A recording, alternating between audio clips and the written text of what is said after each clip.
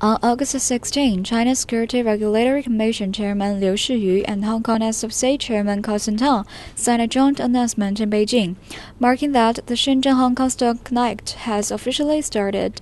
Macroeconomic analyst at BOCI Research Department Ye Bingnan said the launch of the Shenzhen-Hong Kong Stock Connect signals that China will continue to promote the release of the external supply-side structural reforms and internationalization of the RMB, which has positive significance for the promotion of international investors for Chinese decision makers to promote the reform and opening up expectations.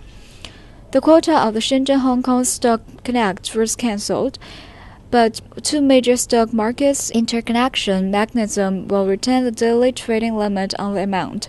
The executive director of BOCI, Peter Pak, told Xinhua News Agency reporters that the total cancellation of the relevant restrictions showed that the authorities' confidence in managing cross-border capital flows. One important thing is that the Shenzhen-Hong Kong Stock Connect responds to the demands of investors in Shanghai-Hongkong Stock Connect. That's the quota which has been cancelled this time. At the Shanghai-Hongkong Stock Connect stage, many people were worried about the quota will be used up and no one knows what to do the next.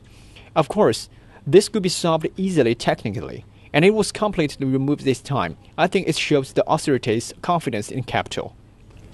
In addition to the cancellation of investment quota, another highlight of the Shenzhen-Hong Kong Stocks Connect is the scope. The Shenzhen market has more small-cap stocks than Shanghai, with an average market capitalization of about half of that of Shanghai-listed shares. And technology stocks account for nearly a quarter of its listing as Beijing encourages new economic growth drivers. Peter Beck said the Shenzhen-Hong Kong Stock Connect would provide investors with more choices. Well, there's one more source for Hong Kong's capital market, and remains that there are many international investors holding a positive attitude towards that. It would attract more funding coming from all directions. For instance, the development market. Therefore, it would have a promotion on Hong Kong's stock market.